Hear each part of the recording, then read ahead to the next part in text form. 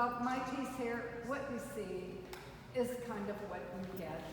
I'm interested in raising awareness where I feel uncomfortable. I feel that our world is just going to be subsumed by commercialism, by industrialism, consumerism, capitalism, all that.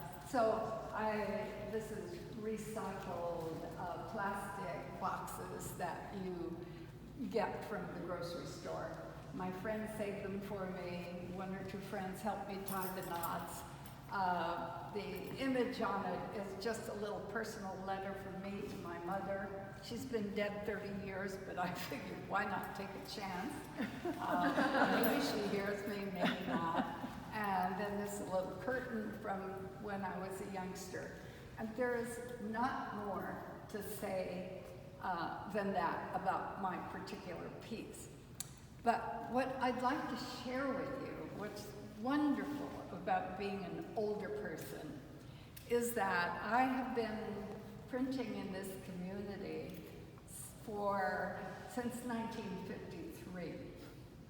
When I first came here, there were 30 artists in this community, 30, and we all knew each other. There were maybe 10 printmakers, and we never had a particular location where we were sure of being able to make prints. We used the painting room at the University of Hawaii when it was in what was that, old George Hall, I think. It was part of the painting room. Then we moved down to Puck's Alley. We had a place there for a while. There were about 10 people that were printing, and we had some interesting conflicts because at that time I think we weren't really ready, but we were anticipating that what we were doing was too confined for our mentality at that time. For example, when I first started learning intaglio printmaking, it was a lot different than most prints in here. There's one very clean, crisp, lovely print by Michael Takamoto over there on the wall, a really small one.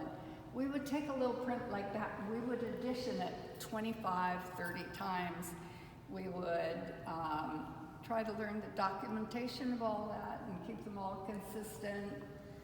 Once I was commissioned to do 80 prints, and my aquatint wore off about 60, and then we had to throw the whole edition out and start all over again because it had to be exact and precise. And that's what used to keep us going in printmaking, that exactitude, the precision. And we were, I would suppose, something like, you might say, today, I'm trying to think of an equivalent discipline. I think like chamber music versus symphony and that kind of thing. So it was an esoteric little discipline. Nobody was too interested in it, but University of Hawaii had a very conscientious group of faculty who bought presses and got the thing together. And when we got the new building, the art department building at the university, they started out with litho presses and intaglio presses, and then Laura put together printmakers way back in the olden days from the gift of Marcia Morris's presses. And so it was about discipline and about commitment. You had to be a special type to be able to be enthusiastic about doing prints at that time. I guess I was a teacher at UH, and I could not touch the face of anything that I did with a paintbrush. That was like a cardinal sin. You just didn't do that. And I can't even imagine that after I retired and I was independent of academia, I was still not thinking about touching the face of anything that I printed with anything that would question whether it was a real print or not.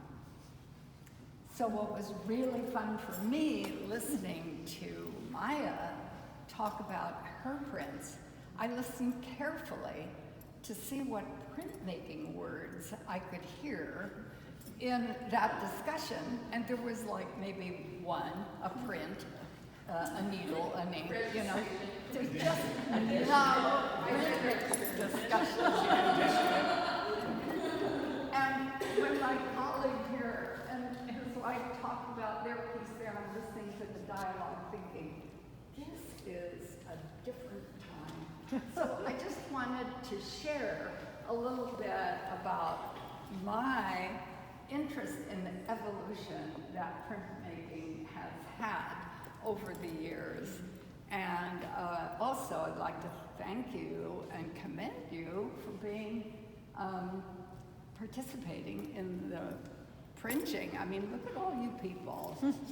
It was wonderful that you turned out and that you showed enthusiasm, because those of us who are printers need our supporters too. Sorry, what happened to my voice, I don't know. But so, thanks for coming. Thanks for being interested. Thanks for keeping us going. Thank you, Allyn.